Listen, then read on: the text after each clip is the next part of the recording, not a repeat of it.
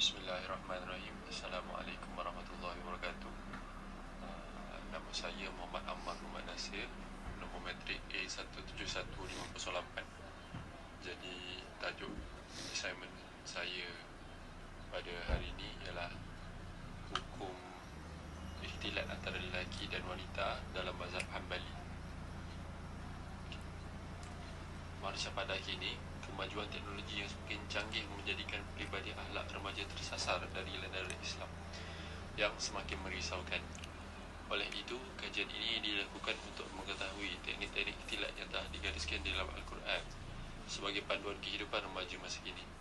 Kajian ini berbentuk kualitatif yang mengumpul maklumat melalui metod perpustakaan dan dokumentasi. Pada masa yang sama, saya mengumpulkan cadangan kajian supaya pengkaji yang lain dapat meluaskan lagi skop untuk mengetahui perbezaan analisis mazhab dalam konsep ikhtilat. Konklusinya, ikhtilat sangat memainkan peranan yang penting demi menjaga kepribadian seseorang Muslim, kerana cerminan diri seorang individu itu bermula dengan akhlak yang mulia.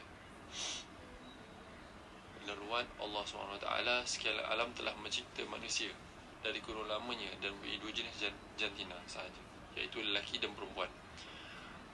Manusia juga ada penglibatan syariat yang diperintahkan untuk kita dari melanggar perkara-perkara haram dan melakukan perkara-perkara yang halal. Dalam syariat Islam ada setengah hukum atau peraturan berbeza di antara lelaki dan perempuan, dan ada yang tidak berbeza. Pergaulan dalam bahasa Arab adalah ikhtilat, berasal dari kalimah khalata yakhlutu khaltan, iaitu yang bererti bercampur. Maksud pergaulan iaitu ikhtilat dalam ujian ini ialah bergaul atau bercampur di antara lelaki dan perempuan yang sah untuk dikahwin, iaitu ajnabi, di satu tempat berlaku interaksi dalam bentuk pandang-mandang atau perbualan di antara seorang dengan lainnya. Jadinya ia berlaku antara 3 orang atau lebih. Ia berbeza dengan khalwat yang terdiri dari 2 orang saja. Di sini saya akan memperbincangkan pandangan mazhab Hanbali dalam hukum pergaulan antara lelaki dan wanita.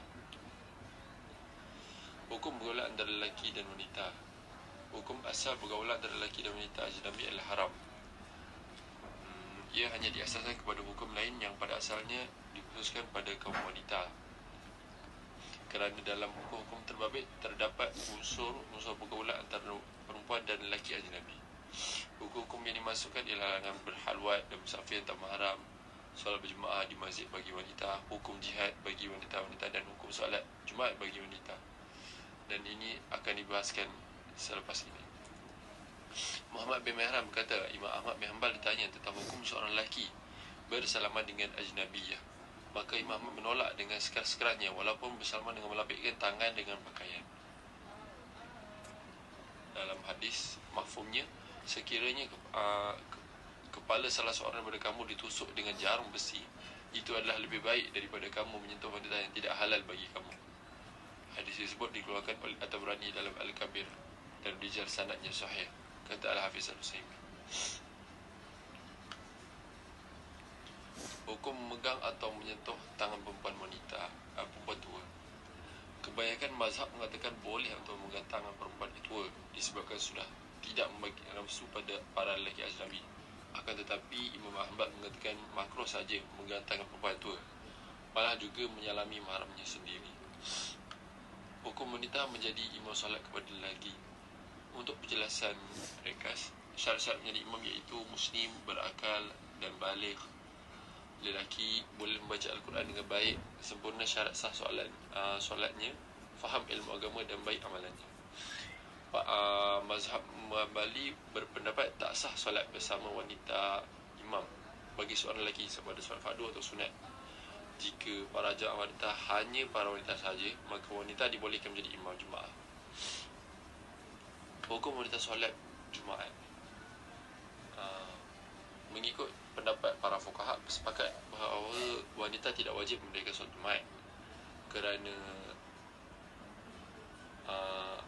wanita sibuk dengan urusan rumah tangga di samping mereka ditegah keluar bersama kaum lelaki dalam keadaan yang boleh maufilah. Sebab utama membawa erti bahawa hukum pergaulan antara wanita dan lelaki ajnabi adalah haram. seperti yang dibincangkan di atas, tiada nas yang jelas yang secara langsung mengharamkan pergaulan perempuan dengan lelaki ajnabi. Namun dalam demikian konteks ini,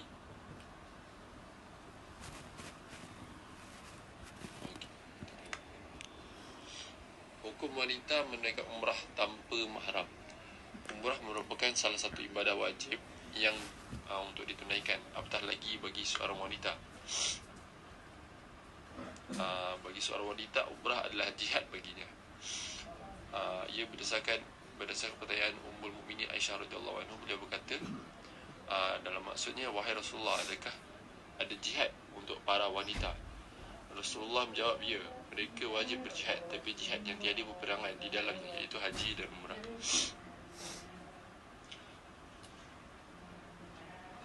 Para ulama berbeza pandangan tentang syarat mahram untuk menunaikan haji dan umrah. Imam Hanbali menyebut bahawa disyaratkan bagi seorang wanita yang ingin menunaikan haji umrah perlu ditemani oleh suami ataupun mahram. Hukum wanita berjihad dalam berperang. Jihad mempunyai dua jenis, iaitu jihad mempertahankan diri, jihad al-daf'u, dan jihad menyerang, iaitu jihad al-hujum. Secara ringkasnya, jihad mempertahankan diri bermakna musuh datang dan masuk menyerang sebuah negara Islam. Maka jihad ini tiada perselisihan ulama mengenai kewajipan berjihad demi mempertahankan negara. Jihad jenis menyerang, iaitu al-hujum, pula bermakna individu Muslim tersebut keluar dari negaranya ke negara-negara yang mengalami peperangan.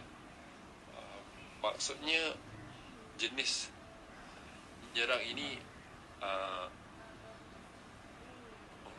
bagi kategori jihad jenis ini, syarat Islam adalah baligh, berakal, lagi sempurna fizikal, dan niat yang ikhlas. Dalam fiqh wanita untuk berjihad, boleh dikatakan secara umumnya wanita mempunyai peranan dalam jihad yang berbeza dari kaum lelaki. Ini adalah kerana peperangan memerlukan kekuatan fizikal dan mental yang tinggi, berbeza dengan sifat semula jadi wanita yang secara amnya bersifat lemah lembut dan kasih sayang.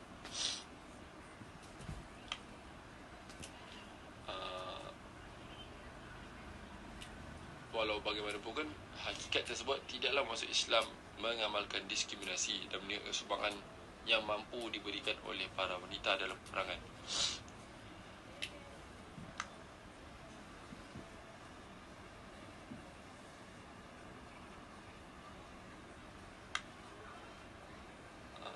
Justru itu, para fuqaha meletakkan kewajipan berjihad hanyalah bagi kaum lelaki. Kaum wanita tidak diwajibkan untuk sama-sama berjihad berdasarkan hakikat fizikal kaum lelaki yang lebih sesuai.